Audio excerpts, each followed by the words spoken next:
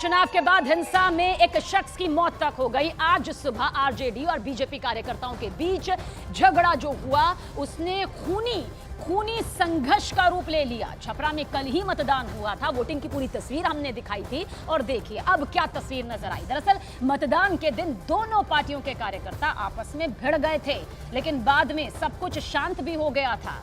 लेकिन आज सुबह एक बार फिर हंगामा हुआ। हंगामा ही नहीं, इतना ज्यादा बढ़ गया कि फायरिंग तक हो गई, जिसमें एक शख्स की जान चली गई, 2 लोग जख्मी तक हो गए। छपरा के भिखारी ठाकुर चौक पर शव के पहुंचने पर जोरदार हंगामेदार तस्वीर नजर आई, जिसके बाद पुलिस ने वहां मौजूद भीड़ पर लाठीचार्ज किया। पुलिस ने 2 दिन के लिए इंटरनेट सेवा बंद कर दी है ताकि माहौल को काबू में रखा जा सके। पुलिस ने बीजेपी के 2 कार्यकर्ताओं को भी हिरासत में ले लिया है। चुनावी रंजिश की ये पूरी तस्वीर सामने आई है।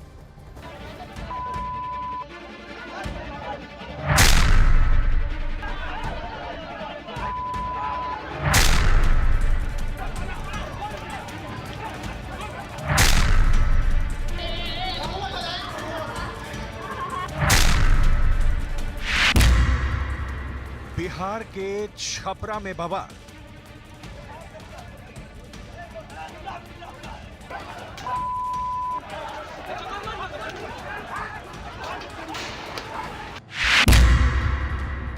चुनावी हिंसा, सियासी संग्राम।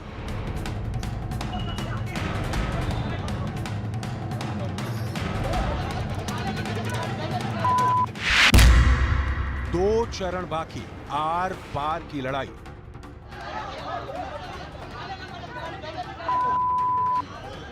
ये तस्वीरें बिहार के छपरा के भिखारी ठाकुर चौक की हैं। ये वो तस्वीर है जिसने बिहार की चुनावी लड़ाई को हिंसा में बदल दिया है। आरजेडी और बीजेपी के कार्यकर्ता एक दूसरे के खिलाफ हो गए। 2 गुटों के कार्यकर्ता इस कदर एक दूसरे के दुश्मन बने कि पुलिस को मामला शांत कराने के लिए लाठी चार्ज करना पड़ा। बताया गया कि छपरा में आरजेडी और बीजेपी समर्थकों के बीच फायरिंग हुई।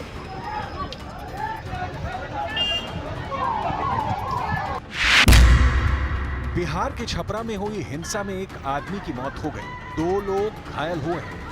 वह 7:30 बजे ऐसी सूचना मिली कि यहाँ पर दोनों गुट के जो समर्थक थे उनके बीच झड़प हुई और आरजेडी। हाँ, बीजेपी और आरजेडी, और दोनों गुट के समर्थक के बीच में गोलीबारी हुई, जिसमें एक को गोली लगी, उनकी मृत्यु हो गई है और एक अभी घायल हैं और एक और भी हैं जो घायल हैं। तो टोटल 1 मृत्यु है और 2 घायल हैं। कार्यकर्ता जब शव लेकर चौक पर पहुंचे तो हंगामा हो गया। बीजेपी और आरजेडी कार्यकर्ताओं में फिर झड़प हुई, जिसके बाद पुलिस ने एक्शन लिया और हंगामा कर रहे कार्यकर्ताओं पर लाठी चार्ज किया।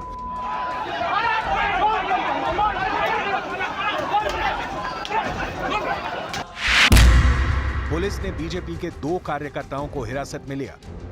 बिहार के छपरा में 2 दिन के लिए इंटरनेट सेवा बंद कर दी गई।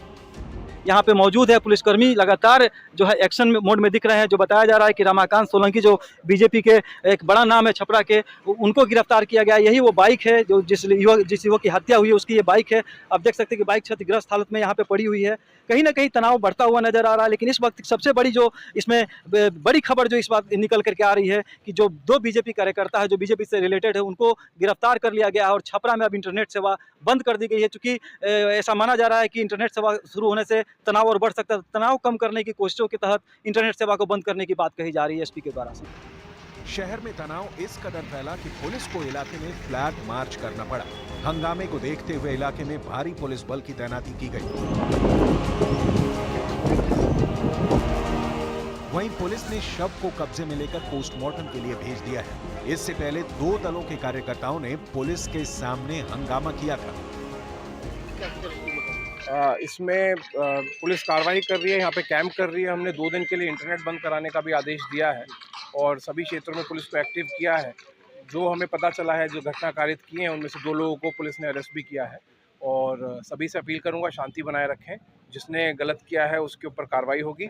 अगर कोई इंसाइट करने का कोशिश करेगा मॉब को, उसके ऊपर भी कार्रवाई होगी। जिसने भी इस घटना के पीछे इंसाइटमेंट में काम किया होगा उसको भी चिन्हित करके सख्त कार्रवाई की जाएगी। बूथ नहीं छपाएगा, बूथ नहीं, आप जाइए, आप बूथ नहीं छपाएगा, आप जाइए, बूथ नहीं छपाएगा, आप जाइए। अब समझिए कि पूरा विवाद कैसे बढ़ा। कल वोटिंग के दौरान आरजेडी की सारण से प्रत्याशी रोहिणी आचार्य छपरा के एक बूथ पर पहुंची थी। बूथ नहीं छपाएगा, आप बूथ छपवाने के लिए आई हैं। टाइम ओवर हो गया, आप बूथ छपवाने। उनके बूथ पर पहुंचते ही हंगामा शुरू हो गया। बूथ नहीं छपाएगा, बूथ नहीं, आप जाइए, आप बूथ नहीं छपाएगा, आप जाइए, बूथ नहीं छपाएगा, आप जाइए। आप बूथ छपवाने के लिए आई हैं, आप बूथ छपवाने के लिए आई हैं, आप बूथ छपवाने के लिए आई हैं, आप बूथ छपवाने के लिए आई हैं, बूथ नहीं छपाएगा।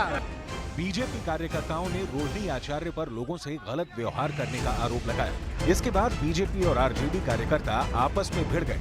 कल किसी तरह पुलिस ने मामला शांत करा दिया, लेकिन एक दिन बाद फिर आरजेडी और बीजेपी कार्यकर्ता आपस में भिड़ गए। 2 गुटों में हुई हिंसा में एक की मौत हो गई, जिसे लेकर बीजेपी और जेडीयू आरजेडी पर हमलावर है। जो वीडियो फुटेज आया है उसमें माननीय रोहिणी आचार्य के साथ भोला यादव कैसे दिख रहे हैं। भोला यादव जी तो दरभंगा के रहने वाले हैं, तो आखिर वहां कैसे नजर आ रहे हैं। इस सवाल पर चुनाव आयोग को गंभीरता से कार्रवाई करनी चाहिए। साथ ही साथ लालू जी के पूरे परिवार और पूरे सिस्टम का मोबाइल का जांच होना चाहिए। जो भी आपराधिक तत्व के लोग हैं उनको अंदाजा नहीं है कि ये 2005 के पुरानी वाली सरकार नहीं है कि आप चुनाव में हंगामा करेंगे, आपराधिक घटनाएं करेंगे और आपको छोड़ दिया जाएगा। ऐसे जो भी अपराधी हैं जिन्होंने भी इस घटना को अंजाम दिया है और जिसके भी संरक्षण में दिया है, उन सबको महंगा पड़ेगा और पूरी तरह से उन पर कार्रवाई होना सुनिश्चित है।